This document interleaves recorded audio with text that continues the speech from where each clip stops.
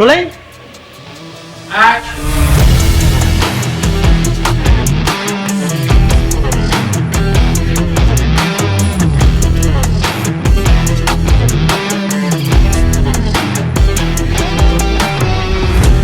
It's spy film. ஒரு உளவாளியின் உளவியல் சார்ந்த பிரச்சனைகளுக்குள்ளே போயிருக்கிறோம்னு வச்சுக்கோங்களேன். ஃபர்ஸ்ட் சீன் சர்தார் கெட்டப்பில் ஷூட் பண்ணதே ஆக்ஷன் தான். போன படத்தில் வந்து லைலா மேமோட கேரக்டர் வந்து எங்களுக்கு கொஞ்சம் சர்ப்ரைசிங்காக இருந்துச்சு. ஸோ அந்த மாதிரி இதில் யாராவது இருக்காங்களா? இருக்காங்க, பாருங்க, சர்ப்ரைஸ் இருக்குன்னு நான் நினைக்கிறேன். ஓகே. சார் ஃபோன் அடித்தேன், நேராக போனேன், உட்காந்து அவர்கிட்ட கதையை சொன்னேன். கதை முடிஞ்ச அடுத்த செகண்ட் ஓகே சார் அப்படின்ட்டு. பிஜிஎம் தெரியுமா, சாம் சிஎஸ் வந்துட்டு பிஜிஎம்ல வந்துட்டு அவருடைய ஃபோர்ட், அதான் அவரோட ஃபோர்ட்டு. ஸோ சாம் வந்துட்டு அந்த விஷயத்தில் வந்துட்டு ஒரு மிகப்பெரிய கலக்கியிருக்காரு.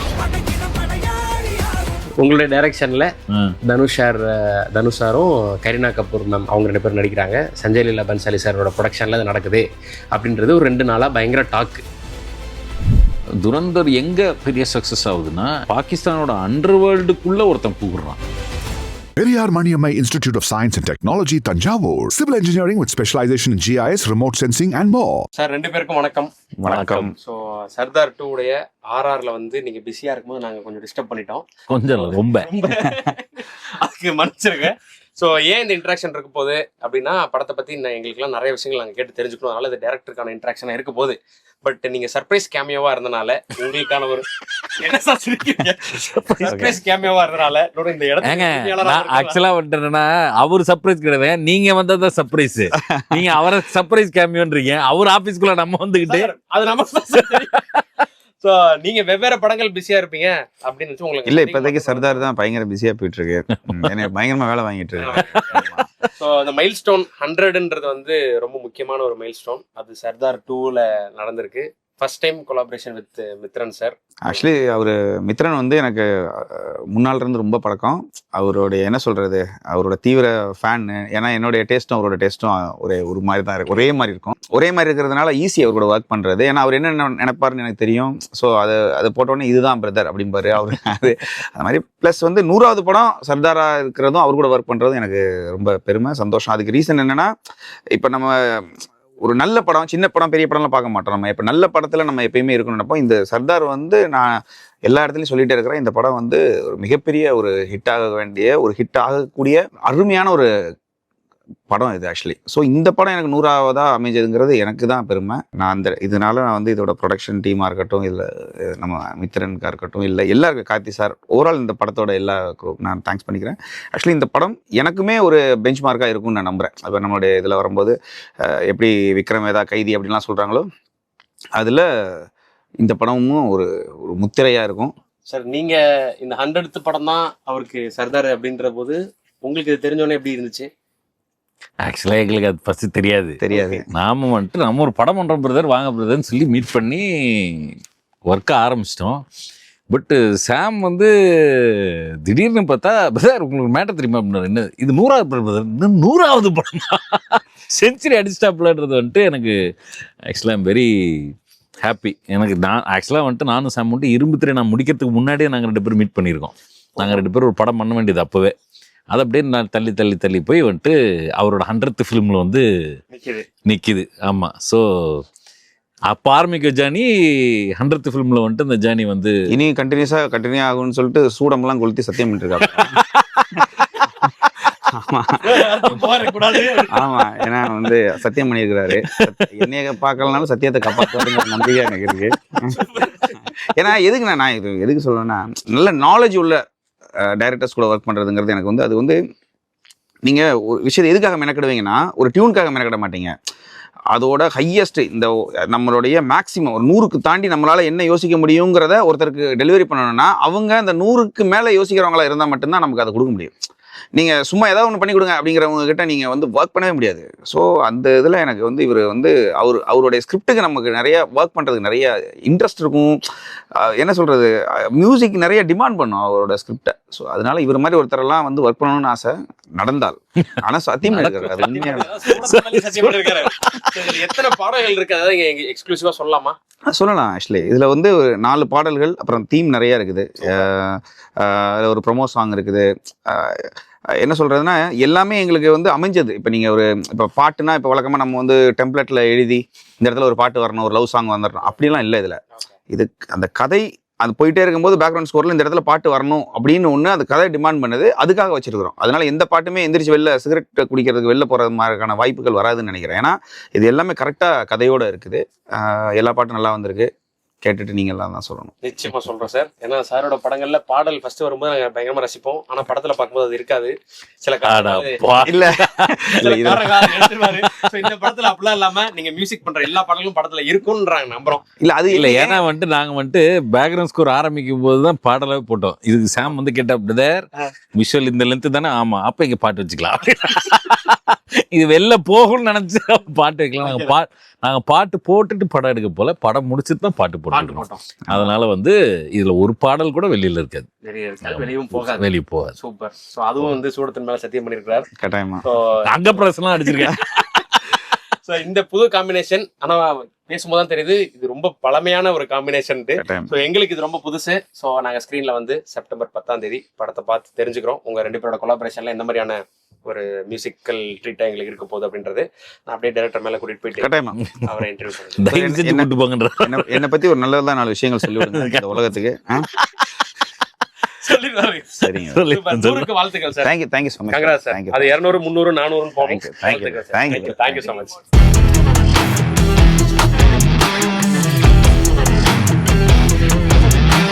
கீழே ஆரம்பிச்சிட்டோம்.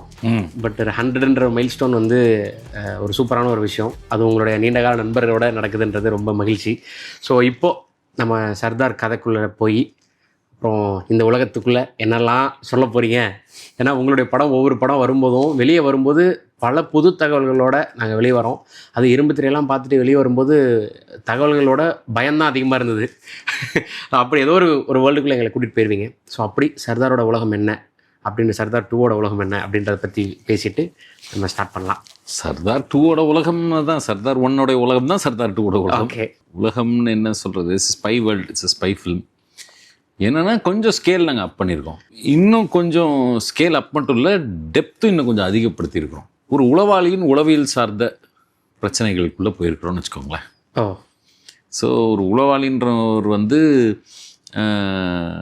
அவருடைய சராசரி வாழ்க்கையில் ஒரு மிஷன்றது அவர் ஜெயிச்சாரா தோத்தாரா அப்படின்றத தாண்டி ஒரு ஜெயிக்கிற மிஷனோ ஒரு தோக்குற மிஷனோ வாட் டஸ் இட் டேக், அவருடைய உளவியல் ரீதியாகவும் மனதளவுலையும் எமோஷ்னலாகவும் what does it take to actually finish a மிஷன்றது தான் சர்தார் 2 அப்படி சொல்லலாம். நம்ம இன்னும் கொஞ்சம் நல்ல டெப்த்தாக எமோஷ்னல் ஸ்டேக்ஸு, சைக்கலாஜிக்கல் ஸ்டேக்ஸ், இப்படி பல விஷயங்கள் ஒரு உளவாளிக்குள்ளே இன்னும் மைண்டுக்குள்ளே கொஞ்சம் போயிருக்கும்.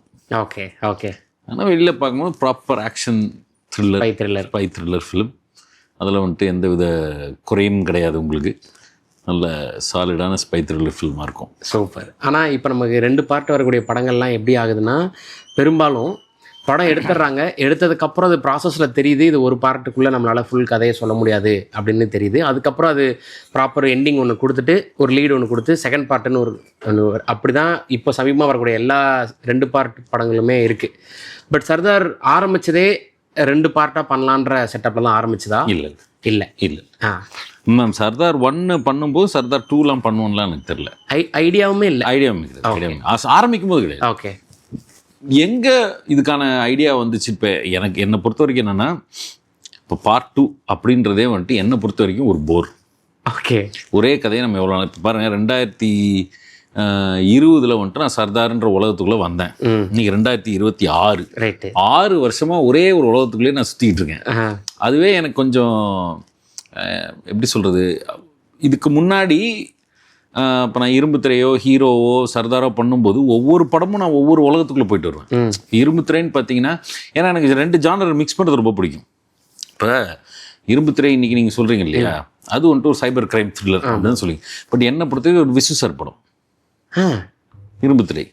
எப்படி சொல்கிறீங்க? ஆமாம், அது என்ன ஒரு அப்பா ஒருத்தர் இருப்பார், அவர் கடங்காரனாக இருப்பார், தங்கச்சி கல்யாணம் பண்ணி வைக்கணும், கல்யாணம் பண்ணிக்க காசு இருப்பாங்க, காசு காண போயிடும். ஓகே. இது ஒரு ப்ராப்பர் விசு சார் ட்ராமாக்கு என்ன தேவையோ அந்த செட்டப். அது ஓகே. கதைக்களமாக அதான் செட்டப். அதுக்குள்ள சைபர் கிரைமை கொண்டு வந்து வைக்கிறதுனால தான் அது புது படமா தெரியுது. இந்த ஜானர் மிக்சிங் வந்து எனக்கு பிடிக்கும். ஹீரோலையும் நான் தான் ட்ரை பண்ணியிருக்கேன், சர்தார் ஒன்லையுமே நான் தான் ட்ரை பண்ணியிருக்கேன். சர்தார் ஒன் வந்துட்டு is not just a spy thriller, it is also ஒரு investigative drama and it is also family drama. Correct. Sardar ஒன்ல நீங்கள் இருக்கக்கூடிய ஃபேமிலி ட்ராமா எடுத்து பார்த்தீங்கன்னா அதோடைய க்ரக்ஸ் என்னன்னா, ஒரு அப்பா, நான் சொல்கிறேன் சர்தாரோட அப்பாவை சொல்கிறேன். சர்தாரோட அப்பா ஒரு மிலிட்ரிக்காரர், பாலாசக்திவேல் சார். பாலாசக்திவேல் சார். அவர் ஒரு மிலிட்ரிக்காரர். நான் வச்சிருக்க ட்ராமாவை சொல்கிறேன். அவர் ஒரு மிலிட்ரிக்காரர். அவரோட பசங்க எல்லாருமே மிலிட்ரியில் சேரணும்னு ஆசைப்படுறாரு. கரெக்டா? 3 பசங்க, 2 பசங்க மிலிட்ரியில் போய் அட்டகாசமாக பண்ணுறாங்க, 3ஆவதாக அவனை சேர்த்து விட்டான். இவன் எல்லாத்துலேயுமே ஃபெயிலு. மிலிட்ரியில் போய் அத்தனையும் ஃபெயில் ஆகிட்டான். என்னடா அது, எங்கள் அப்பா ஆசைப்பட்டார் நான் மிலிட்ரியில் சேரணும், என்னை ஃபெயில் ஆக்கி விட்டானுங்கன்னு பார்த்தா அந்த மிலிட்ரிக்காரங்களே கூப்பிட்டு சொல்கிறாங்க, உன்னை நாங்கள் வேணுட்டு தான் ஃபெயில் ஆக்கியிருக்கோம். ஏன்னா நீ வந்துட்டு சாதாரண ராணுவ அதிகாரி கிடையாது, நீ ஒரு உளவாளி, நீ அதுக்கும் மேலே நீ பயங்கரமான ஆள்னே. அவர் பயங்கர போயிட்டு இது எங்கள் அப்பாட்ட போய் நான் சொல்கிறேன் சார், அவர் நான் ஃபெயிலியர் நினச்சிட்டு இருக்கா சார். தம்பி, உங்கள் அப்பாட்ட மட்டும் கிடையாது, யார்ட்டையுமே நீ இதை சொல்லக்கூடாது. உன்னை பொறுத்த வரைக்கும் உங்கள் அப்பாவை பொறுத்த வரைக்கும் நீ ஒரு ஃபெயிலியர் தான். இந்த நாட்டுக்கு தான் நீ உளவாளி, உன் வீட்டுக்கு நீ ஒரு ஃபெயிலியர். இந்த ஃபேமிலி ட்ராமா இருக்குல்ல, இதுதான் வந்துட்டு சர்தாரோட கோர். ஓகே. இந்த கோர்லேருந்து, இந்த சீட்லேருந்து அந்த படமே ஸ்டார்ட் ஆகுது. அப்பாக்கே வந்து நான் உளவாளின்றதும், அவருக்கு வந்துட்டு மிலிட்ரியில் சேரணும்னு பையன் ஆசைப்பட்ட ஒரு அப்பாவுக்கு நான் மிலிட்ரியில் தான் இருக்கேன், நாட்டுக்காக தான் சண்டை போட்டுட்டு இருக்கேன்னு சொல்ல முடியாமல் தவிக்கிறதும் தான் அந்த ட்ராமாவோட கோர். ஓகே. அதோட சீடு அங்கே தான் இருக்குது.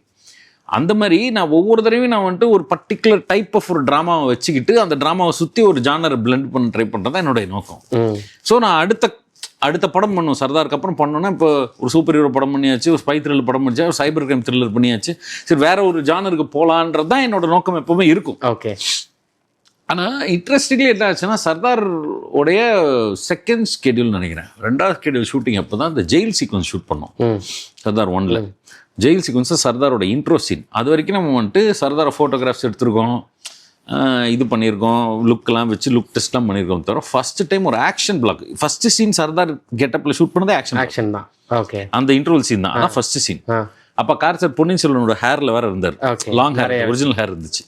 ஸோ அதை யூஸ் பண்ணிவிட்டு நம்ம அதை எடுப்போம்னு சொல்லிட்டு ஃபர்ஸ்ட் எடுத்து அந்த ஆக்ஷன் சீனை ஷூட் பண்ணி முடிக்கும்போது பயங்கர பவர்ஃபுல்லான ஒரு கேரக்டர் எனக்கு அது தெரிஞ்சுது. இவரை வச்சு நம்ம இன்னொரு கதை சொல்லலாம். ஆக்சுவலாக இவரை வச்சு நம்ம எனக்கு பத்தலை. ஓகே. சர்தார் 1 முடிக்கும்போது நம்ம சொல்ல வந்த கதை, நம்ம என்னென்னலாம் கதை ஏற்றணும்னு நினச்சோமோ அது இந்த கேரக்டருக்குள்ளே ஃபுல்லாக ஏறலை. இன்னும் நம்ம இந்த கேரக்டர்ஸ் நிறைய சொல்ல முடியும். ஏன்னா இந்த கேரக்டருக்குள்ளே வேறு இன்னொரு ஏகப்பட்ட ட்ராமா இருக்குது, அதெல்லாம் நம்ம எக்ஸ்ப்ளோர் பண்ண முடியுன்ற தாட் எனக்கு வந்துட்டு சர்தார் 1 ஷூட் பண்ணும்போது தான் தோணுச்சு. ஓகே. அதை ஆரம்பிக்கும் போதோ இது பண்ணும்போதோ அந்த ஃபீலிங் எதுவுமே வந்ததில்லை.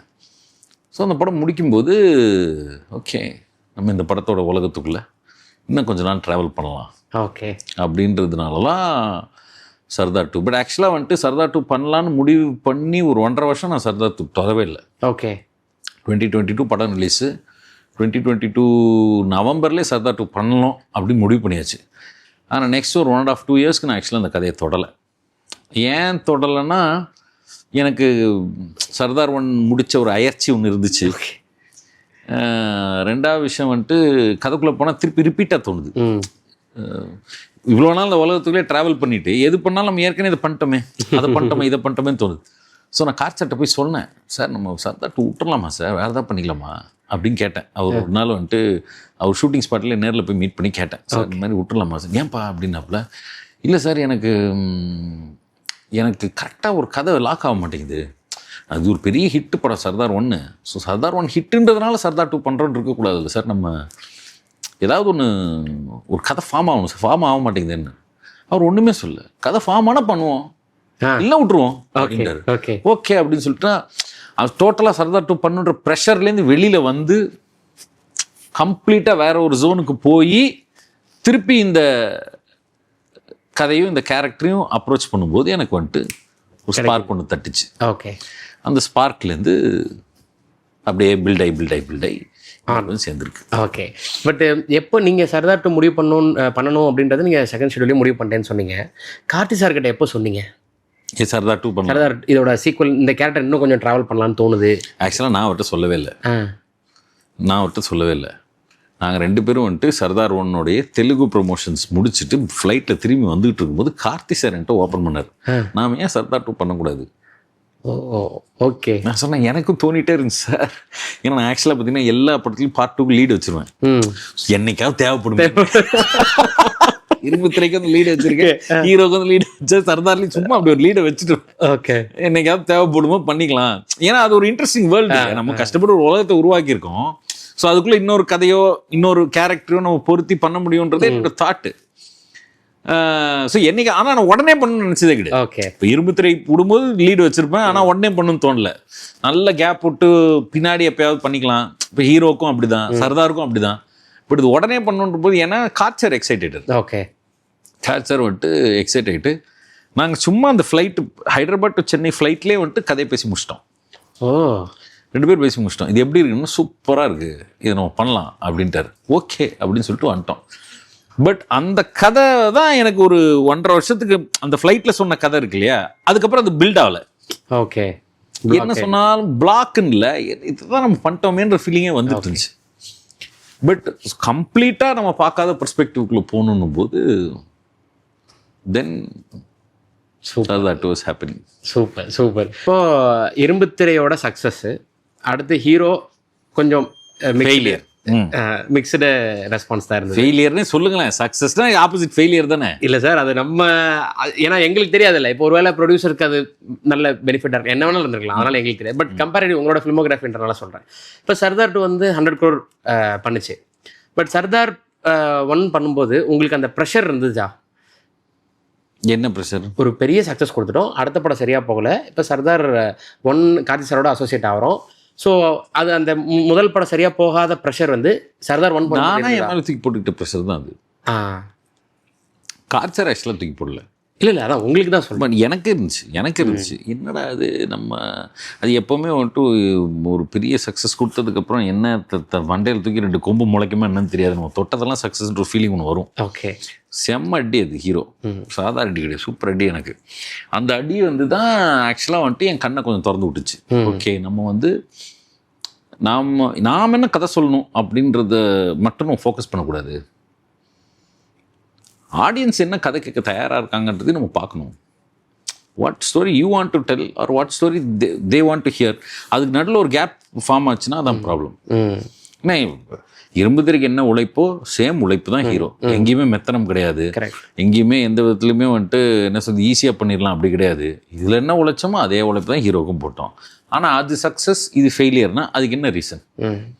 ஸோ அப்போ வந்துட்டு நீ பயங்கரமாக உழைச்சனா உனக்கு சக்ஸஸ் கிடைக்குன்றது கிடையாது மேட்ரு. ஏன்னா உழைப்பில் எந்த இடத்துலையும் ஒருத்தர் 2 பேர் கிடையாது. உலகத்தில் யாருமே வந்துட்டு தமிழ் சினிமாவில் இருக்கிறதுலே மொக்க படம் அப்படின்னு நீங்கள் சொல்லக்கூடிய ஒரு படம் எடுத்துக்கிட்டாலும் சரி, இருக்கிறதுலே பயங்கரமான படம் நீங்கள் சொல்லக்கூடிய படம் எடுத்துக்கிட்டாலும் சரி, எந்த படமாக இருந்தாலும் எஃபர்ட் இஸ் சேம். அங்கே வேலை பார்க்குற லைட்மேன்லேருந்து ப்ரொடக்ஷன் பாய்லேருந்து கேமராமேன்லேருந்து அசிஸ்டன்ட் கேமராமேன் அசிஸ்டன்ட் டைரக்டர் எல்லாருமே ஒரே உழைப்பு தான் போடுறாங்க. அந்த உழைப்பில் மாற்றமே கிடையாது. ஆனால் ஒன்று சக்ஸஸ் ஒன்று ஃபெயிலியர். அப்போ effort is not equal to success. Okay. So what is equal to success? ஏது ஒரு படத்தை ஓட வச்சுது. அப்போ தான் நானே புரிஞ்சுக்க ஆரம்பித்தேன், நான் இதனால தான் இரும்பு திரை சக்ஸஸ் நான் நினச்சிட்டு இருக்கேன் இல்லையா, அது அதனால அது வேறு ஏதோ பண்ணியிருக்குது. Okay okay. இப்போ நான் reason for my film success நான் உன்னை ஃபிக்ஸ் பண்ணிட்டு தான் நான் அடுத்த படத்துக்கு மூவ் பண்ணுறேன். அது கிடையாதுன்னு எனக்கு தெரிய ஆரம்பிச்சிது. அது கிடையாது, நீ ஃபிக்ஸ் பண்ணுறது கிடையாது சக்ஸஸ் அது அந்த படம் உனத்தை ஃபிக்ஸ் பண்ணி ஆடியன்ஸ் மைண்டில் வேறு மாதிரி போய் உட்காந்து ஒரு சக்ஸஸை கொடுத்துருக்குது. நீ அதை பெருசாலாம் டிசைன் பண்ணலன்றது தான் எனக்கு புரிஞ்சுக்கிட்ட தாட்டு. ஓகே. ஸோ ஹீரோட ஃபெயிலியர் எனக்கு பெரிய ப்ரெஷரா அப்படின்னு கேட்டால் கண்டிப்பாக எனக்கு அந்த டைமில் இருந்தால் அந்த மனநிலையில் இருந்துச்சு. பிகினிங்கில் ப்ராஜெக்ட் ஸ்டார்ட் ஆகிற டைமில் இருந்துச்சு. But more then the pressure I think hero was a good experience for me to make me understand what is cinema, how to. இப்போ ஜென்ரலாக வந்து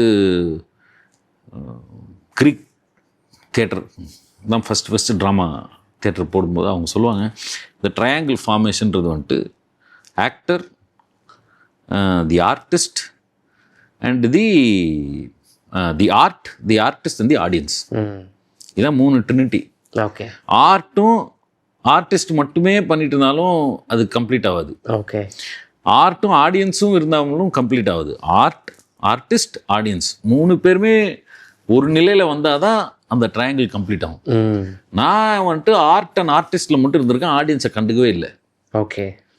ஸோ ஹீரோக்கு அப்புறம் தான் ஓகே ஆடியன்ஸை எப்படி நம்ம பர்சீவ் பண்ணணும், அவங்க என்ன பார்க்கணுன்னு ஆசைப்பட்றாங்க, நம்ம அதை நம்ம கொடுக்குறோமா கொடுக்கலையா அப்படின்றத ஹீரோக்கு அப்புறம் தான் நான் புரிஞ்சுக்க ஆரம்பித்தேன். Okay okay. இந்த கேள்வி ஏன் கேட்டேன்னா, இப்போது அப்போ ப்ரெஷர் இருந்ததா அப்படின்ற கேள்வி, அதனை தொடர்ந்து உங்களுடைய முந்தைய படம் 100 கோடி பண்ணியிருக்குன்னா, இப்போ உங்களுக்கு அதை விட ப்ரெஷர் இருந்ததா இருக்கா அப்படின்றதான் அடுத்த கேள்வி. ப்ரெஷர்ன்றது எல்லா படத்துலையுமே இருக்கும். ஆக்சுவலாக நான் ப்ரெஷர் எல்லாம் பண்ண ஒரே படம் இரும்பு திரை தான். அந்த ஒரு படம் மட்டும் தான் நான் ப்ரெஷரே எல்லாம் பண்ணேன். மற்ற எல்லா படத்துலையும் எனக்கு ப்ரெஷர் இருக்குது. இன்ஃபேக்ட் நான் ஸ்டார்ட் ஆகாத படத்தில் கூட எனக்கு ப்ரெஷர் இருக்குது. Okay okay okay. இன்னும் நான் ஸ்டார்ட் பண்ணவே இல்லை. பேச்சுவார்த்தையில் இருக்கிற படங்களில் கூட ப்ரெஷர் இருக்குது. டைம் லைன் ப்ரெஷர் இருக்குது, பட்ஜெட் ப்ரெஷர் இருக்குது, ஆர்டிஸ்ட் டேட் ப்ரெஷர் இருக்குது. இந்த மாதிரி எல்லா விதத்துலையும் ஏதோ ஒரு டைப் ஆஃப் ப்ரெஷர் வந்து உட்காரன்னு வச்சுக்கோங்க. அந்த ப்ரெஷர் புரியுது சார். நான் என்னன்னா, இப்போ ஒரு படம் இவ்வளோ நம்பர்ஸ் தானே இன்னைக்கு பெருசாக பேச முடியும்.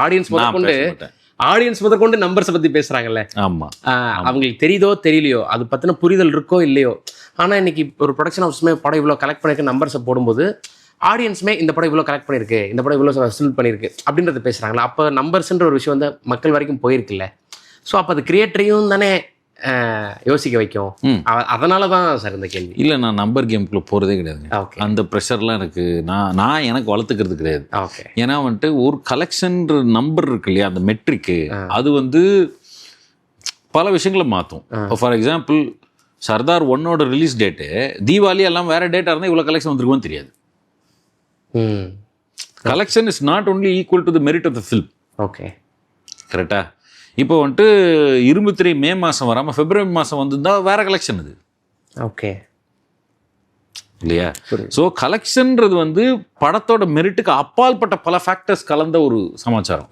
உங்கள் கூட ரிலீஸ் ஆகிற படம் தான் ரிலீஸ் ஆகுதா ஆகலையா, முந்தின வாரம் ஓடுற படம். இப்போ ஃபார் எக்ஸாம்பிள் பார்த்தீங்கன்னா சர்தார் 1 வந்து சூப்பர் படம் எல்லாம் சொன்னாங்க, தமிழ்நாட்டில் பெரிய கலெக்ஷன் பண்ணிச்சு. ஆந்திராவில் கலெக்ஷன் வந்துட்டு எதிர்பார்த்தோட கம்மி. ஏன்னா சர்தார் 1க்கு முன்னாடி ரிலீஸ் ஆன காந்தாரா போட்டுச்சு. ஓகே. இப்போ காந்தாரா ரிலீஸ் ஆகாம சர்தார் ரிலீஸ் ஆயிருந்தா அது ஒரு கலெக்ஷன் வேற. நான் சொல்ற புரியுதா? ஸோ அப்போ ஒரு கலெக்ஷன்ன்றது வந்துட்டு it is depend on so many other factors apart from the merit of the film. Okay. நம்ம படத்தோட மெரிட்டை மட்டும் தான் நம்ம கான்சன்ட்ரேட் பண்ண முடியுமே தவிர அந்த கலெக்ஷனோட எக்ஸாக்ட் நம்பர்ஸ் இருக்கு இல்லையா, அதில் நம்ம போய் தொலைஞ்சு போயிடக்கூடாதுன்றதான் என்னோட தாட். ஸோ இப்போ கார்த்தி சார் பற்றி பேசும்போது, இப்போ எல்லா ஆர்டிஸ்ட்டுமே ஒரு ஸ்கிரிப்டுக்குள்ளே வரும்போது அந்த கேரக்டராக தன்னை மாற்றிக்கிறதுக்கு வந்து ஒரு ஃபியூ டேஸ் அப்படின்ற ஒரு விஷயம் வந்து எடுத்துக்கொண்டது அவங்களாம் இன்டர்வியூஸில் சொல்லி புரிஞ்சுக்க முடியுது. படம் ஷூட் போக அந்த கேரக்டராக அவங்களோட மேனரிசம்லாம் ஆரம்பித்து சைக்கலாஜிக்கலாக அதுக்குள்ளே போயிடுவாங்கன்றது அவங்க இன்டர்வியூஸில் சொல்லி நாங்கள் தெரிஞ்சுக்கிறோம். பட் சீக்வல் பண்ணும்போது ஆல்ரெடி இந்த கேரக்டர்ஸ் பற்றின ஒரு பெரிய புரிதலும் அதோட அண்டர்ஸ்டாண்டிங் வந்து அவங்களுக்கு நிறையா இருக்கும் பட்சத்தில் எடுத்த உடனே அந்த ஷிஃப்ட்ன்றது ஆஸ் எ டைரக்டராக உங்களுக்கு புரிஞ்சுக்க முடிஞ்சதா கார்த்தி சார்கிட்ட இருந்து? ஆக்சுவலாக நான் கார்த்தி சார்கிட்ட வந்து சர்தார் 2 ஷூட்டிங் ஆகும்போது புது படம் ஷூட்டிங் மாதிரியே ஃபீல் ஆகல. ஏற்கனவே எடுத்துட்டு இருக்க படத்தை வந்துச்சே தவிர புது படம்ன்ற ஃபீலிங் சுத்தமாக வரல. அவர் நேராக ஃபர்ஸ்ட் நாங்கள் அந்த ப்ரோலாக் ஷூட் பண்ணோம். ப்ரோலாக் ஷூட் பண்ணும்போது அவர் அந்த காஸ்டியூம் மாட்டிட்டு வந்து நின்று அவர் பாட்டு நடிக்க ஆரம்பிச்சிட்டாப்புல. ஓகே. போய் எக்ஸ்பிளனேஷனோ இது மாற்றிக்கலாம் செஞ்சுக்கலாம் அப்படின்ற எந்த கான்வர்சேஷனுமே கிடையாது. ஏன்னா அவர் நெயில்ட் இட். ஃபர்ஸ்ட் பார்ட்லேயே நெயில் பண்ணிட்டாப்புல. செகண்ட் பார்ட்டில் அதே ஒரு அந்த தாட்டோடய நேராக உள்ள செட்டுக்குள்ள வந்தார். அப்படியே சர்தாரை நடித்தார், அப்படியே வெளில வந்தார். ஓகே. ஸோ கார்த்தி சர்தார் பொறுத்த வரைக்கும் அது இல்லை. பட் விஜய்க்கு வந்து அந்த இன்னொரு கேரக்டர் பையன் கேரக்டருக்கு வந்துட்டு நாங்கள் கொஞ்சம் சில பல வேலைகள் பார்த்தோம். ஓகே. இந்த படத்தில் ஒரு போலீஸ் இல்லை இல்லையா, அதனால் அவர் வந்துட்டு இந்த படத்தில் அவருக்கான சில வேலைகள் மட்டும் கொஞ்சம் எக்ஸ்ட்ரா பார்க்க வேண்டியதாக இருந்துச்சு. Okay okay. But Sardar character வந்துட்டு ஒரு ஸ்ட்ரைட்டாக செட்டுக்குள்ளே வந்தால் அவர் சர்தார், சூப்பர். தாடியை மாட்டிட்டா சர்தார், அந்த மாதிரி தான் இருந்தார் அவர். Okay okay. பட் டுவெல் ரோல்ன்றது கார்த்தி சாருக்கு ஆல்ரெடி இப்போ பல படங்கள் ஹிட் ரேஷியோவில் இருந்திருக்கு. அதில் சர்தாரை வச்சுக்கலாம், சிறுத்தை வச்சுக்கலாம், இந்த மாதிரியான விஷயங்கள். பட் இந்த சர்தார் 2 பொறுத்தவரையில் அந்த டுவெல் ரோல்ன்றது நாங்கள் எப்படி எக்ஸ்பெக்ட் பண்ணலாம்? அதோட கண்டினியூஷனாக இருந்தாலும் கூட தான் இது. இந்த டூவல் ரோல் என்னன்னா, போன படத்தில் வந்துட்டு 2 பேரும் சந்திச்சிக்கவே மாட்டாங்க. கடைசியில் இப்போ நீங்கள் பார்த்தீங்கன்னா சர்தார் 1 நீங்கள் எடுத்துக்கிட்டாலும் சரி, சிறுத்தை எடுத்துக்கிட்டாலும் சரி, அந்த 2 கேரக்டரும் ஒன்றா இருக்கிற சீன்ஸ் இருக்காது. ஆமாம், ரொம்ப கம்மியாக இருக்கும். ஆமாம். இந்த படத்தில் அப்படி கிடையாது. இந்த படத்தில் வந்துட்டு கிட்டத்தட்ட ஒரு 60% ஆஃப் த ஃபில்ம் ஆ 2 கேரக்டரும் ஒன்றா தான் ட்ராவல் ஆகும். ஓ ஓகே.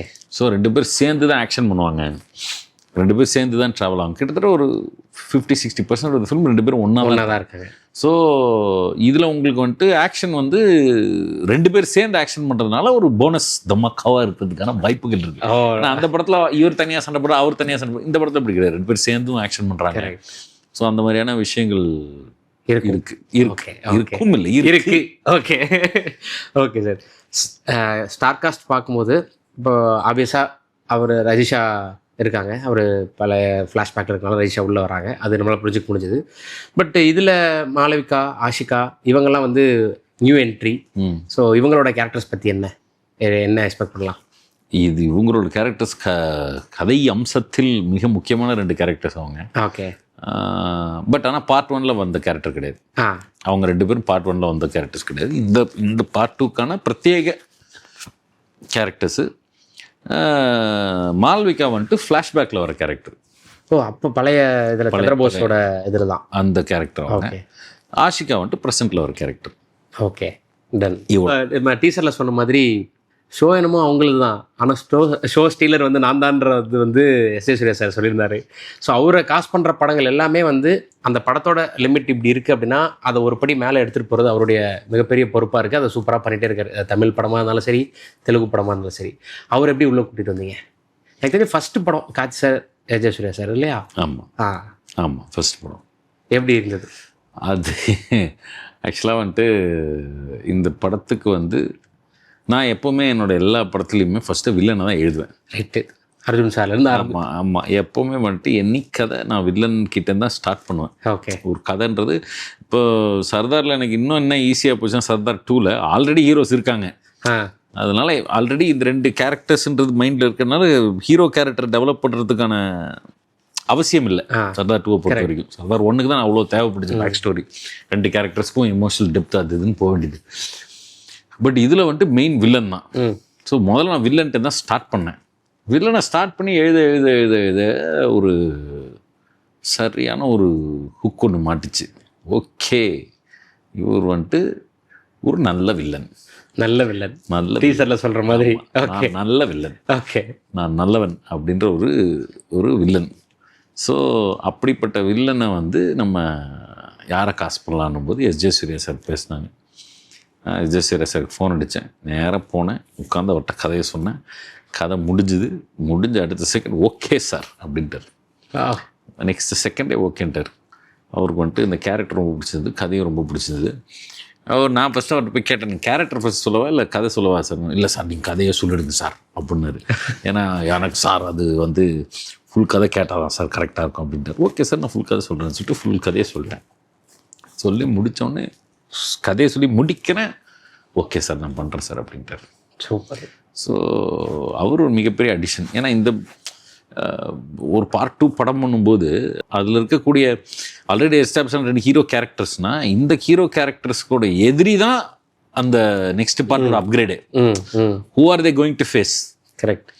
அவெஞ்சர்ஸ்ன்ற படத்தில் பார்த்தீங்கன்னா அவெஞ்சர்ஸ் கொஞ்சம் கொஞ்சமாக பில்ட் ஆகி வந்துட்டு தேனோஸ் வரும்போது தான் அவெஞ்சர்ஸ்க்கு மரியாதை. அந்த மாதிரி சர்தார் அப்படின்ற 2 கேரக்டரோட அப்கிரேடுமே வந்துட்டு யாரை ஃபேஸ் பண்ணுறாங்கன்னு அந்த வில்லனை வச்சு தான். அதனால் அந்த ஸ்பேஸ் இருக்குது. நீங்கள் உங்களோட நரேஷன் அவர் எவ்வளோ என்ஜாய் பண்ணார்? ஏன்னா அவர் ரொம்ப ரசித்து கதை கேட்பாருன்றது எல்லாருமே சொல்லியிருக்காங்க. பயங்கரமாக ரசித்து கதை கேட்பார். ஓகே. சந்தேகங்கள்லாம் கேட்டாரா? சந்தேகங்கள் இல்லை, அவர் என்கிட்ட எந்த சந்தேகமும் கேட்கல. ஓகே. என்கிட்ட ரொம்ப நேரம் வந்துட்டு கதையை பற்றி பேசவே இல்லை. கேட்டோடனே சார் சூப்பர் சார் நான் பண்ணுறேன் சார் சூப்பர் சார் அப்படின்ட்டார். ஒன்றுமே பேசல. நான் கொஞ்சம் ஆச்சரியப்பட்டேன். ஏன்னா நிறைய பேர் என்கிட்ட சொல்லி அமிச்சாங்களா, அவர் நிறைய கேள்வி கேட்பாரு. என்கிட்ட ஆக்சுவலாக ஒரு கேள்வி எதுவுமே கேட்கல, எந்த கேள்வியுமே கேட்கல. கதை கேட்டார், சூப்பர்ன்ட்டார், நான் பண்ணுறேன்ட்டார். ஓகே சார் ஃபிக்ஸ் பண்ணிட்டோம், ட்ராவல் பண்ண ஆரம்பிச்சிட்டோம். சூப்பர். Okay sir. இப்போ எஸ்.ஜே. சூர்யா சாரை நான் 2 பரிமாணத்தில் நான் பார்க்குறோம் படங்களில். ஒன்று வந்து பயங்கர எக்ஸென்ட்ரிக்காக பயங்கர லவுடராக இருக்கக்கூடிய, இப்போ மாநாடில் வரக்கூடிய கேரக்டர் மாதிரி, சரிபோதா சனிவாரமில் இருக்கக்கூடிய கேரக்டர் மாதிரி. இன்னொன்று ரொம்ப சட்டில்டாக பண்ணக்கூடிய, இப்போ வீரதீர சூரன்லாம் வந்து அதுலேயும் அதே போலீஸ் தான், பட் ரொம்ப சட்டில்டாக அவரோட பர்ஃபார்மன்ஸு இருந்திருக்கும். அது இறைவி இந்த மாதிரியான படங்கள்லாம். இதில் வரக்கூடிய எஸ்.ஜே. சூர்யா சார் வந்து எந்த கேட்டகரிக்குள்ளே வராரு? ரெண்டுமே இருக்கும். ரெண்டுமே இருக்கு. ரெண்டுமே இருக்கும். கம்ப்ளீட் சைக்கோத்தனத்துக்கும் போவாப்புல, கம்ப்ளீட் சட்டிலிட்டிக்குள்ளேயும் வருவாப்புல. ஸோ இட்ஸ் அ மிக்ஸ் பிளெண்டுன்னு தான் சொல்லணும். ஓகே. பட் இந்த ஃபஸ்ட்டு கொலாபரேஷன் போது இவங்க 2 பேருக்குமான சீக்வன்ஸ் இருக்கும்போது எப்படி இருந்தது? ஏன்னா இதுக்கு முன்னாடி நம்ம ஸ்க்ரீனில் பார்த்தது இல்லைல்ல, கார்த்தி சாரையும் எஸ் சூர்யா சாரையும். ஸோ இவங்க 2 பேருக்குமான ஃபேஸ் ஆஃப்ன்றதோ அது ஸ்பாட்ல நான் ஃபஸ்ட்டு எடுத்ததே 2 பேருக்கான ஃபேஸ் ஆஃப் தான். எடுத்தோடனே அந்த சீன் தான் ஷூட் பண்ணேன். ஓகே. எடுத்தோடனே அது கிட்டத்தட்ட ஒரு 6 பேஜ் சீனு, பெரிய சீன் அது.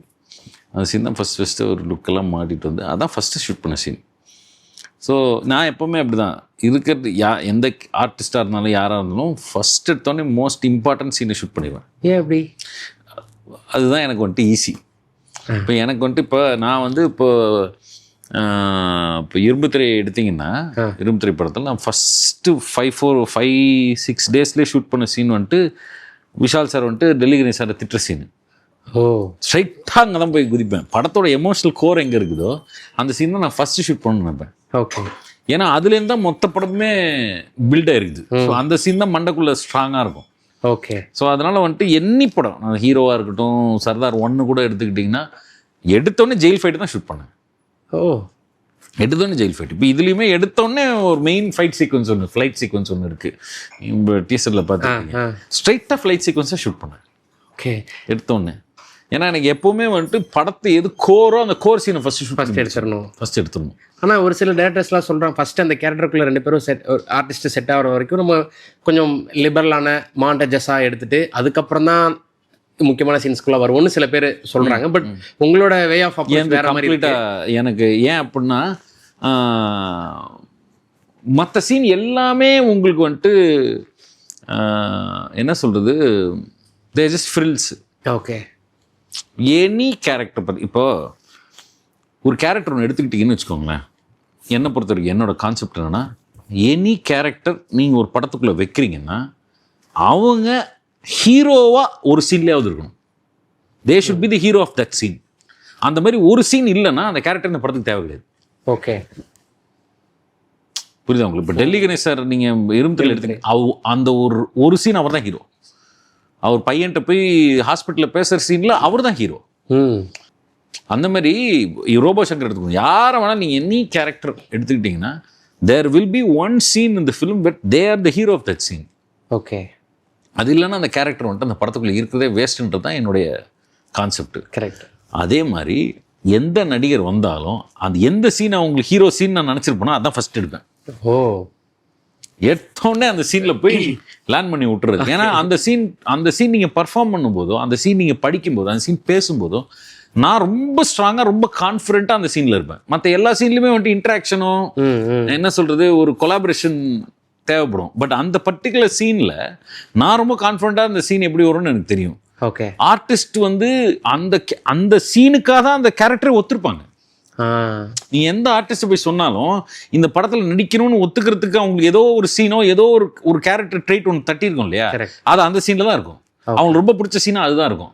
ஸோ அதை நம்ம ஃபர்ஸ்ட் எடுக்கும்போது அவங்களும் கம்ஃபர்டபுளாக இருப்பாங்க, நானும் கம்ஃபர்டபுளாக இருப்பேன், எல்லாரும் கம்ஃபர்டபுளாக இருப்போம், கிளாரிட்டியோட இருப்போம். சூப்பர். கன்ஃபியூஷனே கிடையாது.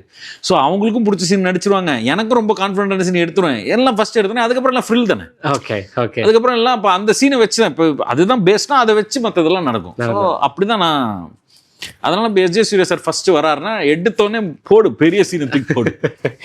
ஓகே. இருக்கலே முக்கியமான சீனை தூக்கி வச்சிரு அப்படின்ட்டு. இப்போ அர்ஜுன் சார் வந்தாருன்னா ஆமாம் அர்ஜுன் சார் எடுத்தோன்னு லிஃப்ட் சீன் தான் ஷூட் பண்ணேன். ஓ ஓகே. அப்படி எனக்கு வேற ஒரு பெர்செப்ஷனாக தெரியுது, பட் நல்லா இருக்கு. ஆமாம். ஸோ நான் வந்து அப்படி தான் அப்ரோச் பண்ணுவேன். ஐ எம் வெரி கான்ஃபிடென்ட்டாக ஒரு விஷயத்தில் இருக்கேன். கேரக்டர்ஸ்க்கும் அந்த ஆக்டர்ஸ்க்கும் அந்த சீன் பிடிச்ச சீனாக இருக்கும்.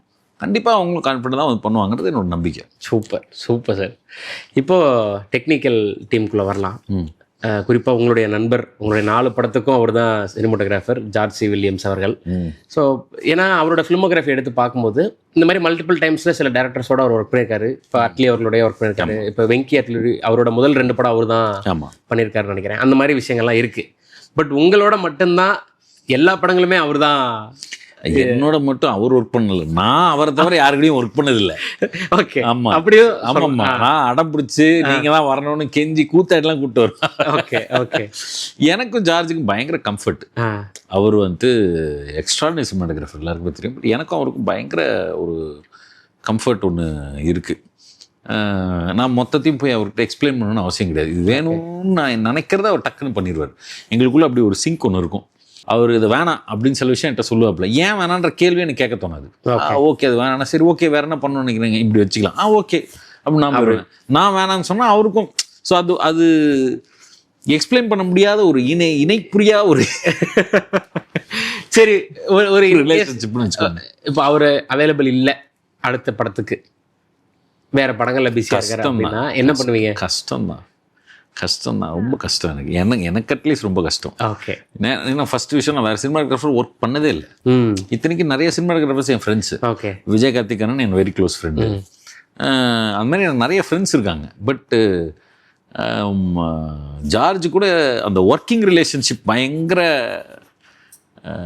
ஸ்ட்ராங்காக இருக்கிறதுனால it's very easy to communicate, it's easy to work. Super. Okay okay sir. So 2 fresh collaboration. முன்னாடி சொன்ன மாதிரி சாம் சாரோட முதல் 2 படம் வந்து யுவன் சார் பண்ணார். அப்புறம் சர்தார் வந்து ஜிவி சார். இப்போ சாம் சாரோட கொலாபரேட் பண்ணுறீங்க, அது ஒன்று. இன்னொன்று, உங்களுடைய முதல் 3 படங்களுக்குமே எடிட்டர் வந்து ரூபன் சார் தான் எடிட்டர். இந்த படம் தான் விஜய் வேலுக்குட்டி அவர் உள்ள வராரு. இந்த 2 ஃப்ரெஷ் கொலாபரேஷன் பற்றி சொல்லுங்கள். சாம் வந்துட்டு நாங்கள் ரொம்ப நாள் முன்னாடியே படம் பண்ண வேண்டியது. நான் இரும்புத்திரை ரிலீஸ்க்கு முன்னாடியே வந்துட்டு வேற ஒரு கதை ஒன்று பேசி, வேற ஒரு கம்பெனியில் கதை சொல்லி, வேற ஒரு ஹீரோ கதை சொல்லி படமே ஆல்மோஸ்ட் ஆன். என்ன ஜானர்? அது ஒரு ஜானர் இல்லை சார். ஏன் இதை வேற யாராவது அதை கேட்டிருக்க மாட்டேன். ஏன் நான் கேட்குறேன்னா, நீங்கள் வெவ்வேறு ஒரு 2 ஜானர் பிளெண்ட் பண்ணுறீங்களா, அதனால அதில் என்ன பிளெண்ட் பண்ணியிருப்பீங்க அப்படின்றத தெரிஞ்சுக்கணும்னு ஆசை. அது வந்து ஒரு proper kidnapping story. Okay. Full realistic, ஒரு ட்ரூ இன்சிடென்ட் பேஸ் பண்ணி. இங்கே நம்ம நார்த் மெட்ராஸில் ஏலிக்கிணறு ஏரியா இருக்கு இல்லையா, 7 Wells, அங்கே நடந்த ஒரு உண்மை சம்பவம் பேஸ் பண்ணி ஒரு கதை. ஓகே. அது ஒரு ஹீரோட்ட ஓகே பண்ணி, ப்ரொடக்ஷன் ஹவுஸ் ஓகே பண்ணி, எல்லாம் ஓகே பண்ணி நல்லா போயிட்டு இருந்துச்சு. அப்படியே கொலாப்ஸ் ஆயிடுச்சு அந்த ப்ராஜெக்ட். ஓகே. ஸோ ஆக்சுவலாக அந்த ப்ராஜெக்டை நானும் சாமும் ஒன்றா ஒர்க் பண்ணியிருக்க வேண்டியது. நான் சொல்கிறது 2017. இத்தனை வருஷம் கழிச்சு இப்போ திருப்பி சாம் கூட ஒர்க் பண்ணுறதுக்கான ஒரு ஆப்பர்ச்சுனிட்டி கிடச்சிது. சூப்பர். அது வந்துட்டு அவர் கூட ஒர்க் பண்ணுறது ரொம்ப ரொம்ப ஜாலி. ஆமாம். ஏன்னா எது கேட்டாலும் ஒரு டென்ஷனே ஆக மாட்டேன். ஓகே பிரதர், பண்ணிக்கலாம் பிரதர், சூப்பர் பிரதர், என்ன பிரதர் பண்ணிக்கலாம், என்ன வேணும் பண்ணுவோம் பிரதர் அப்படின்னு. எனக்கு பிரதர்ன்ற வார்த்தை என் வாயிலேருந்து வர்றது. ஆனால் அவ்வளோ பிரதர் ஒரு போட்டு என் வாயிலேயும் பிரதர் வர.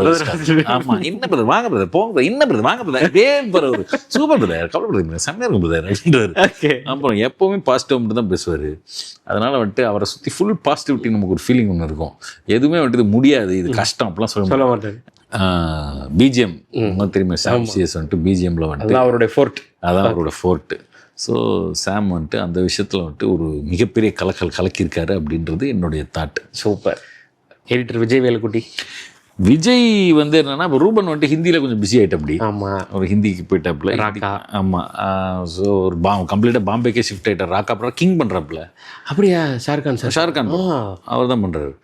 ஸோ ஒரு ஹிந்தியில் வந்துட்டு கொஞ்சம் படங்கள் பண்ணுறதுனால பாம்பேக்கு ஷிஃப்ட் ஆனதுனால நமக்கு டிக்கெட் போட்டு பாம்பேக்கு போயிட்டுலாம் போயிட்டு எடிட்டிங் பண்ண முடியாதுன்ற காரணத்தால் வந்து நம்ம இங்கே வேற ஒரு எடிட்டருக்கு இந்த ப்ராஜெக்ட் பண்ணலான்றது டாக் வந்துச்சு. அப்போ என்னோட ரைட்டர் இருக்கார், அவர் தான் சர்தாருக்கான ஸ்க்ரீன் ரைட்டர் நம்பின்னு சொல்லிட்டு. அவர் வந்துட்டு இதுக்கு முன்னாடி ஹெச்வினத்தோட ஒர்க் பண்ணியிருக்காரு. இதுக்கு முன்னாடி திலீப் மாஸ்டர் வந்துட்டு எனக்கு விஜய் வேலுக்குட்டி சொல்லியிருக்காரு. இப்போ இல்லை, வலிமை இதெல்லாம் அதுக்கெல்லாம் முன்னாடியே. ஏன்னா விஜய் வந்து திலீப் மாஸ்டருக்கு ஃபைட்டு கட் பண்ணி கொடுத்துருப்பாரு. ஸோ திலீப் மாஸ்டரோட ஃபைட்டு, முக்கால்வாசி ஃபைட்டு விஜய் தான் கட் பண்ணுறது. யார் எடிட்டராக இருந்தாலும் ஃபைட்டு மட்டும் இவர் கட் பண்ணுவார். அப்படி ஒரு ரிலேஷன்ஷிப் இருந்துச்சு திலீப் மாஸ்டருக்கும் அவருக்கும். ஸோ அப்போயே திலீப் என்கிட்ட சொல்லிட்டே இருந்தாப்புல. அப்புறம் இவர் ரைட்டர் நம்பியும் வந்து சொன்னாங்க. 2 பேரும் சொன்னோடனே ஓகே நமக்கு வந்துட்டு. அப்போ விஜய் மீட் பண்ணேன். அவர்கிட்ட ஃபஸ்ட் சொன்னேன், இதை பாருங்கள் விஜய், நான் வந்து என் வாழ்க்கையிலே ஒரே எடிட்டர் தான் ஒர்க் பண்ணியிருக்கிறேன். வேறு எடிட்டர் பற்றி எனக்கு தெரியவும் தெரியாது, நான் ஒர்க் பண்ணதும் கிடையாது. என்னோடய பேட்டர்ன் வந்துட்டு எப்படின்னு நீங்கள் பார்த்துக்கோங்க அப்படின்னு சொன்னேன். அப்புறம் முதல்ல எப்படி என்னோடய ஒர்க்கிங் பேட்டர்ன் இருக்குன்னு அவர்கிட்ட கொஞ்ச நாள் பேசி, அவரோட ஒர்க்கிங் பேட்டர்ன் கேட்டு அது போச்சு ஒரு 1.5-2 மாதம் ட்ராவல் பண்ணதுக்கு அப்புறம் தான் சிங்க் ஆயிருக்கு. சிங்க் ஆகிருக்கு. Okay okay. ஏன்னா இது ரூபன் பொறுத்த வரைக்கும் அது இமீடியட் சிங்க். ஏன்னா நாங்கள் முன்னாடிலேருந்து முன்னாடிலேருந்தே ஒர்க் பண்ணிருக்கோம். நான் சொல்கிறது வந்துட்டு ஷார்ட் ஃபிலிம் காலங்கள்லேருந்தே, அப்போலேருந்தே 2008-09 எனக்கு ரூபனை தெரியும். ஜார்ஜ் ரூபன் 2 பேரும் 2008-09. ஸோ அப்போலேருந்து பாருங்கள், அது 17-18 வருஷம் ஃப்ரெண்ட்ஷிப்பு. ஸோ இது இப்போ தான் 2023-24 தான் விஜயோட ஒர்க் பண்ண ஸ்டார்ட் பண்ணேன். But is a fantastic editor. Super fantastic editor. So writers பற்றி பேசணும். ஏன்னா 29 படம் இன்டர்வியூஸ்லாம் வந்து அவர்கிட்ட எல்லாரும் கேட்கப்பட்ட கேள்வி, அவரோட அடுத்தடுத்த படங்கள் லைனப்பில் சர்தார் 2 தான் அடுத்த ரிலீஸ் அப்படின்றது எல்லாரும் கேட்டோம். அவரும் அதை பற்றி சொன்னார். ரத்னகுமாரோடைய உங்களுக்கும் அவருக்குமான கொலாபரேஷன் பற்றி பேசலாம். இப்போ இவர் நம்பி, அவர் முந்தைய படத்தில் உங்களோட அசோசியேட் ஆயிருக்கார் இல்லையா? ஸோ உங்கள் ரைட்டிங் டீம் பற்றி பேசலாம். எப்போவுமே எனக்கு ரைட்டிங் டீம்ன்றது ஒரு பெரிய டீம். ஓகே. ஒரு பெரிய டீமு. பட் இந்த படத்தில் வந்துட்டு இன்னும் கொஞ்சம் ரொம்ப ஸ்பெசிஃபிக் கேட்டர் பண்ணலான்னு, நம்ம ஒரே டைப் ஆஃப் டிஸ்கஷனாக பண்ணாமல் இந்த டைமில் கொஞ்சம் ஸ்பெசிஃபிக்காக கதை தனியாக டிஸ்கஸ் பண்ணலாம், ஸ்க்ரீன் ப்ளே தனியாக டிஸ்கஸ் பண்ணலான்றது வந்துட்டு இந்த படத்தில் நாங்கள் ஓகே ஒரு ப்ராசஸ் செலக்ட் பண்ணோம். ஸோ இந்த படத்துக்கு வந்துட்டு நான், ரத்னா, ஆஷா, விக்கி இவங்களாம் வந்துட்டு கதை இலாக்கா, கதைக்குள்ள விஷயங்கள் இதெல்லாம் டிஸ்கஸ் பண்ணோம். இப்போ ப்ராப்பராக ஒரு கதை ஒன்று ஃபார்ம் ஆகி ரெடி பண்ணதுக்கப்புறம் கம்ப்ளீட்டாக நம்பிக்கிட்ட ஸ்க்ரீன் ப்ளே ரெடி பண்ண கொடுத்துட்டோம். ஓகே. திரைக்கதை அப்படின்றது வந்துட்டு நம்பி தான் பண்ணியிருக்காரு இந்த படத்துக்கு. ஸோ கதை ஸ்டோரி எலிமெண்ட்ஸ் இப்படிப்பட்ட பல விஷயங்கள் வந்து உள்ளுக்குள்ளே மற்ற ரைட்டர்ஸ் ஃபீட் பண்ண அவர் வந்துட்டு அதை பின்னி ஒரு ஸ்க்ரீன் பிளேயாக கொண்டு வந்திருக்காப்புல. ரத்னா கிட்ட வந்துட்டு ஒரு டெப்த் ஒன்று இருக்கும்.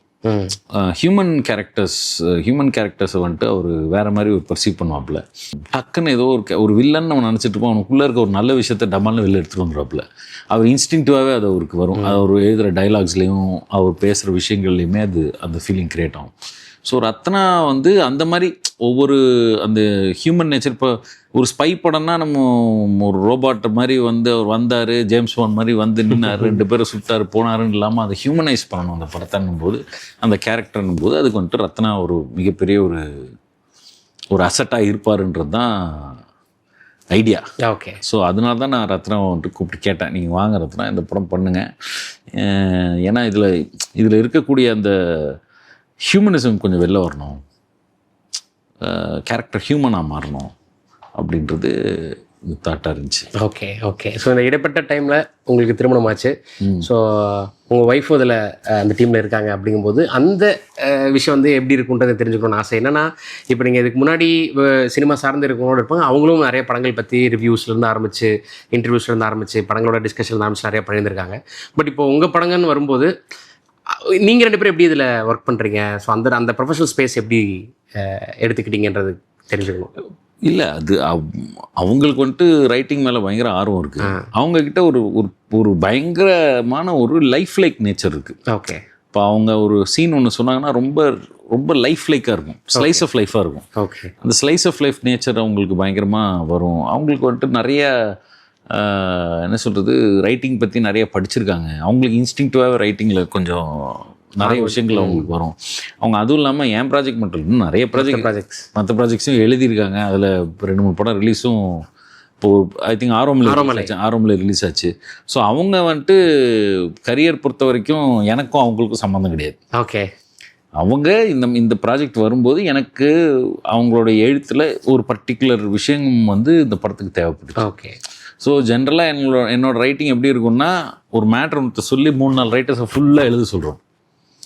அவங்க பக்கமாக எழுதி எடுத்துகிட்டு வந்து மொத்தத்தையும் வந்து ஒரு இடத்துல போட்டு திருப்பி அதை பொறுக்கி அதுலேருந்து இந்த ரத்னாவில் எழுதுன இந்த சீனில் ரத்னா எழுதுனது இது சூப்பராக இருக்குது, அதில் ஆஷா எழுதுனா அது சூப்பராக இருக்குது, இதில் விக்கி எழுதுனது இது சூப்பராக இருக்குதுன்னு சொல்லி எல்லாத்தையும் பிரித்து போட்டு இது மாதிரி ஒரு கதம்பம் ஃபார்ம் பண்ணி இப்படிதான் என்னோடய ப்ராசஸ் இருந்துச்சு. பட் அதில் ஒரு எஃபிஷியன்சி ப்ராப்ளம் இருக்குதுன்னு எனக்கு தோணுச்சு. ஏன்னா இத்தனை பேர் இவ்வளோ வேலை பார்க்க வச்சு அதுலேருந்து இவ்வளோ பொறுக்கி எடுக்கும்போது அதில் ஒரு எஃபிஷியன்சி ப்ராப்ளம் வருதுன்றது எனக்கு தோணுச்சு. அதனால தான் வந்துட்டு நம்பி தேவைப்பட்டாப்புல. இன்னும் எஃபிஷியண்ட்டாக வந்துட்டு நம்ம சொல்ல போகிற கதையை கிளியராக ஒரு கட்டுக்குள்ளே கொண்டு வரணும் அப்படின்றதுக்கு ஒரு நூல் மாதிரி கோத்து கொண்டு வரதுக்கு தான் நம்பி தேவைப்பட்டாப்புல. ஸோ ஆஷா பொறுத்த வரைக்கும் அவரோட கரியரும் என்னோடய கரியரும் வந்துட்டு சம்மந்தம் கிடையாது. அவள் she has her own career. But அவளோட தேவை எனக்கு இருக்கிறதுனால நான் அவட்ட கேட்டேன், ஓகே நீ இந்த படம் எழுதி கொடுக்குறியா, இந்த விஷயங்கள் எழுதி கொடுக்குறியா, எனக்கு வந்துட்டு அவளோட வியூ ஆஃப் லைஃப்லேருந்து பல விஷயங்கள் இந்த படத்துக்கு வந்துட்டு ஹெல்ப் ஆகும்னு சொல்லி அது கேட்டதுனால அவள் இந்த படத்தில் அசோசியேட் ஆயிருக்கா. நைஸ். ஸோ இப்போ நம்ம ஓவர் த இயர்ஸில் 2022 இப்போ 26 இருக்கும், சர்தாருக்கும் சர்தார் 2க்கும் இடைப்பட்ட டைமில் நிறைய காசிப்பாக நாங்கள் கேள்விப்பட்டோம் சோஷியல் மீடியாவில். உங்களை அதாவது காசிப்னா நல்ல விதத்தில் தான் சொல்கிறேன். சரி. ஸோ நீங்கள் இவரோட அசோசியேட் ஆகிறீங்க, இவரோட அசோசியேட் ஆகிறீங்க, 2 முறை வந்து அது ஒரு பெரிய டாக்காகவே இருந்தது. ஒன்று, நீங்கள் சிரஞ்சீவி சாருக்கு ஒரு படம் பண்ண போகிறீங்க அப்படின்றது ஒரு தகவல், அது ஒரு காலகட்டம் ஓடிக்கிட்டு இருந்தது. அப்புறம் கொஞ்ச நாள் அதை பற்றி எந்த டாக்கும் இல்லை. அதுக்கப்புறம் நீங்கள் யஷ் அவருக்கு கதை சொல்லியிருக்கீங்க அப்படின்னு சொல்லி அது ஒரு டாக் ஒன்று ஓடிட்டு இருந்தது. இப்போ ஒன்று போயிட்டு இருக்கு. ஃபர்ஸ்ட் இது 2 நீங்கள் சொல்லுங்கள், அதுக்கப்புறம் நான் அதை பற்றி கேட்குறேன். இல்லை, யஷுக்கு ஒரு கதை ரெடி பண்ணோம். ஓகே, கதை ரெடி பண்ணி கதையும் அவருக்கு பிடிச்சி போச்சு. ம், டைம் லைன்ஸில் கொஞ்சம் ஓகே. ஒரு டாக்ஸிக் முடிச்சுட்டு ஸ்டார்ட் பண்ணலாம் அப்படிங்கும்போது டாக்ஸிக் நீங்கள் போகும்போது டாக்ஸிக் கமிட்டடா? ஓ, ஓகே. டாக்ஸிக்கே ரொம்ப நாள் கமிட்டட். நான் சொல்கிறேன் 2023 ஃபெப்ரவரி அப்பயே committed. Okay okay okay, nice. So அது அப்போயே கமிட்டட். அதே மாதிரி தான் சிரஞ்சீவி சாருக்கும் ஒரு கதை சொன்னோம். 2மே கேவிஎன் தான், கேவிஎன் போனோம், கேவிஎன் ப்ரொடக்ஷன்ஸ் தான். ஸோ கதை இருக்குது, 2 வேறு கதை, வேறு கதை. ஓகே. அவங்க 2 பேரும் சிரஞ்சீவி சார் எப்படி எக்ஸைட் ஆனாரு? உங்கள் சிரஞ்சீவி நல்லா எக்ஸைட் ஆனார். பட் அதான் அது அப்புறம் விஸ்வாம்பரா முடிச்சுட்டு பண்ணலான்னு ஒன்று பேசிகிட்டு இருந்தார். ஸோ அவர் விஸ்வாம்பரான்னு ஒரு படம் பண்ணிகிட்டு இருந்தார். ஸோ அது முடிச்சுட்டு வரலான்னு. பட் அதுக்கப்புறம் டைம்லைன் அந்த ப்ராஜெக்ட்ஸ்லாம் கொஞ்சம் டிலே ஆச்சு. அது அப்படியே செட் ஆகாமல் அப்படியே போயிடுச்சு. இப்படி ஃப்யூச்சரில் நடக்க தானே போகுது. கதை இருக்குது, ஓகே, கதை இருக்குது, கதை இன்னும் உயிரோடு இருக்குது. ஓகே. ஸோ நான் ஆக்சுவலாக பார்த்தீங்கன்னா சர்தார் ஆரம்பிக்கிறதுக்கு முன்னாடி 4 கதை பண்ணிட்டேன். ஓ, எல்லாம் பெரிய பெரிய கதை. ஸோ அது எல்லாத்துக்கும் ஒன்று ஒன்றா வரும். டன். அப்போ இது 2 உண்மைதான். ஆமாம். ஓகே. உங்களுடைய டைரக்ஷனில் தனுஷாரும் கரீனா கபூர் மேம் அவங்க 2 பேரும் நடிக்கிறாங்க. சஞ்சய் லீலா பன்சாலி சாரோட ப்ரொடக்ஷனில் அது நடக்குது அப்படின்றது ஒரு 2 நாளாக பயங்கர டாக்கு. அதுக்கான விளக்கமும் நீங்கள் கொடுத்தீங்க. பேச்சுவார்த்தைகள் போய்கொண்டிருக்கிறது. ஓகே, நல்லதே நடக்கும். பேச்சுவார்த்தைகள் தான் போய்கிட்டு இருக்கு. சொல்கிறேன், நல்லதே நடக்கும், நல்லதே நடக்கும். Okay okay. ஸோ இப்போ துரந்தர் வந்தது. நான் ஸ்பைன்றனால அந்த படத்தை நான் கோட் பண்ண வேண்டிய ஒரு கட்டாயம் இருக்கு. ஸோ 2 பார்ட்டாக வந்தது. அது வந்து பயங்கரமாக இந்தியா முழுக்க, இந்தியா கடந்தும் பேசப்பட்ட ஒரு படம். அதில் என்ன மாதிரியான ஐடியாலஜி அஜெண்டா அப்படின்றதெல்லாம் தூக்கி உரமாக வச்சுருந்தாலும் அந்த படம் எடுத்துக்கிட்ட விஷயமும் அதுக்காக அவங்க போட்டிருக்க எஃபோர்ட்டும் பயங்கரமாக பேசப்பட்டுச்சு. டைரக்ஷன், கேமரா, மியூசிக், பர்ஃபார்மன்ஸ் எல்லாமே. நீங்கள் துரந்தர் பார்க்கும்போது உங்களுக்கு என்ன தோணுச்சு? அது ஒரு என்ன சொல்கிறது, எக்ஸ்ட்ராடனரி மேக்கிங் இருக்கிற படம். அதில் சில கருத்துக்கள் நமக்கு மாற்று கருத்து கண்டிப்பாக இருக்கும். கருத்துக்களுக்குள்ள நம்ம போகாமல் படத்தோட கண்டென்ட்டுக்குள்ளே போகாமல் படத்தோட ஃபார்ம் எடுத்து பார்த்தீங்கன்னா இது one of the best films இந்தியாவில் பண்ண. One of the best films. Aditya Dhar is one of the best directors. இல்லை மாற்றுக்கிறதே கிடையாது. அது வந்து அவர் அவ்வளோ பியூட்டிஃபுல்லாக அந்த படத்தை ஷூட் பண்ணதுனால, அவ்வளோ பியூட்டிஃபுல்லாக அதை எடுத்ததுனால தான் இத்தனை பேருக்கு அந்த படம் போய் சேர்ந்துருக்குது. கரெக்ட். அது most beautiful part of Dhurandhar என்னென்னா, அந்த ஒரு ஸ்பை படம் ஆனால் இது இந்தியாவில் நடக்கலை. ஓகே. ஒரு பாகிஸ்தான் நடக்குது, ஒரு இந்தியன் ஸ்பை ஃபிலிம். ஆனால் படம் நடக்கிறது பாகிஸ்தான்லன்றதே ஒரு பியூட்டிஃபுல்லான ஒரு ஸ்டோரி வேர்ல்டு. அந்த ஸ்டோரி வேர்ல்டே உங்களுக்கு வந்துட்டு 70% வந்து வெயிட் லிஃப்டிங் பண்ணிடும். ஓகே. பட் நம்ம படம் வந்து அது வேற மாதிரியான ஸ்பை படம், நமக்கு வேற மாதிரியான ஒரு ஸ்பை படம். ஓகே. நான் ஏன் இந்த படத்தை பற்றி உங்களை கேட்டேன்னா, நீங்கள் தான் ரைட் பர்சன். ஏன்னா ஒரு 6 வருஷம் ஒரு ஸ்பை வேர்ல்டுக்குள்ளே அந்த கதைக்குள்ளே உருண்டுகிட்டே இருக்கீங்க. இப்போ நிறைய நீங்கள் படிச்சிருந்துருப்பீங்க. இப்போ படத்தில் அது வைக்கிறீங்க வைக்கலன்றதை தாண்டி நிறைய படிச்சிருந்துருப்பீங்க ஓவர் த இயர்ஸ். ஸோ அந்த படத்தோட விஷயங்கள்லாம் நம்ம பார்க்கும்போது பயங்கர பிரமிப்பாக இருந்தது இல்லையா? ஸோ உங்களுக்கு ரொம்ப இன்டென்சிவாக ரொம்ப பிடிச்ச இம்ப்ரெசிவாக இருந்த விஷயங்கள் என்ன அந்த படத்தில்? என்ன படத்துலையா? துரந்தர் 1 or 2 அதில், ஏன்னா அதில் எமோஷனும் அதில் இருக்குல்ல. இல்லை, ஃபேமிலி. கரெக்டு. இல்லை, துரந்தரில் எனக்கு ரொம்ப பிடிச்ச பார்ட் வந்து கேங்ஸ்குள்ளே நுழையணும்னு ஒரு ஸ்பை நினைக்கிறது இருக்கு இல்லையா? ஜென்ரலாக ஸ்பை பண்ண என்ன பார்ப்போம், ஒரு மிலிட்ரி ஃபெசிலிட்டிக்குள்ளே உள்ளே பூந்து உனக்கு தூக்க போகிறோம், ஒரு இதுக்குள்ளே பூந்து தூக்க போகிறோம். பட் அது இல்லாமல் துரந்தர் எங்கே பெரிய சக்ஸஸ் ஆகுதுன்னா, it is not Pakistani military, it is not Pakistani army, it is Pakistanis gangs. Pakistan underworld. Correct. So பாகிஸ்தானோட அண்டர் வேர்ல்டுக்குள்ளே ஒருத்தன் பூகுறான். பாகிஸ்தானோட அண்டர் வேர்ல்டு பாகிஸ்தானோட மிலிட்ரியோட என்ன கனெக்ஷனில் இருக்குது, பாகிஸ்தானோட அண்டர் வேர்ல்டு பாகிஸ்தானோடைய பாலிடிக்ஸில் என்ன கனெக்ஷனில் இருக்குது, பாகிஸ்தான் மிலிட்ரியோட என்ன கனெக்ஷன் இருக்குது, பாகிஸ்தான் போலீஸோட என்ன கனெக்ஷன் இருக்குது. ஸோ அவங்க எல்லாத்துக்குமே ஹார்ட் ஆஃப் பாகிஸ்தான்ஸ் பாலிடிக்ஸ் வந்து lies in that underworld. And அந்த அண்டர்வேர்ல்டோட பிகினிங் பாயிண்ட் லேயாரி அப்படின்னும் போது அந்த ஒரு பிரில்லியண்ட்டான பாலிடிக்ஸை வந்து அந்த படம் ஒன்று பேசுச்சு. 1 2 பாகிஸ்தானுக்குள்ளே இருக்கக்கூடிய அந்த டிவைட் இருக்கு இல்லையா, பலோச்சிஸ்க்கும் மற்றவங்களுக்கு இருக்கக்கூடிய டிவைடு. பலோச்சிஸ் வந்துட்டு இன்னும் என்ன கஷ்டப்பட்டுருக்காங்க. பாகிஸ்தானுடைய ஃபோர்ஸஸே வந்துட்டு பலோச்சிஸ் ஒரு தனி நாடு கேட்டுட்டு இருக்க குரூப்பை எப்படி ரூத்லெஸ்ஸாக வந்துட்டு கண்ட்ரோல் பண்ணுறாங்க. இந்த மாதிரியான பெர்ஸ்பெக்டிவ்ஸ் எல்லாம் வந்துட்டு எனக்கு ரொம்ப இன்ட்ரெஸ்டிங்காக பட்டுச்சு. ஸோ எங்கெங்கெல்லாம் குளோபல் பாலிட்டிக்ஸ் பற்றி பேசும்போங்களோ அந்த ஏரியாலாம் எனக்கு இன்ட்ரெஸ்டிங்காக பட்டுச்சு அந்த படத்தில். அது எனக்கு ரொம்ப ஃபென்டாஸ்டிக்கான ஒரு விஷயம் ஆச்சு. அண்டர்வேர்ல்டுக்குள்ளே போகிறது, அண்டர்வேர்ல்டில் இது பண்ணுறது. ஒரு கட்டத்துக்கு மேலே ஆக்சுவலாக அந்த படம் ஒரு கேங்ஸ்டர் படம் தான் தூரம் எடுத்துக்கிட்டிங்கன்னா. பட் அந்த கோரில் இவன் spy going in to a gangster வேர்ல்டுன்ற அந்த ஐடியாவே ஒரு பயங்கரமான ஒரு ஐடியா. ஸோ அந்த ஐடியாலாம் ரொம்ப இன்ட்ரெஸ்டிங்காக இருந்துச்சு எனக்கு அந்த படத்தில். Super sir. நன்றி. Thank you so much. நாங்கள் செப்டம்பர் 10 சர்தார் 2 பார்த்துட்டு அந்த எக்ஸ்பீரியன்ஸை நாங்கள் ஃபீல் பண்ணிவிட்டு போஸ்ட் ரிலீஸ் இன்டர்வியூவில் டீட்டெயில்டாக கண்டிப்பாக நம்ம சீன் பை சீன் பேசலாம். கண்டிப்பாக. So thank you so much for your time. Thank you. உங்களுடைய வெளிப்படையான பதில்களுக்கும் உங்களுடைய way of approach towards film making பற்றி தெரிஞ்சுக்கிட்டதும் ரொம்ப சந்தோஷம். Thank you sir. Thank you so much. Periyar Maniammai Institute of Science and Technology, Tanjavur. Civil engineering with specialization in GIS, remote sensing and more.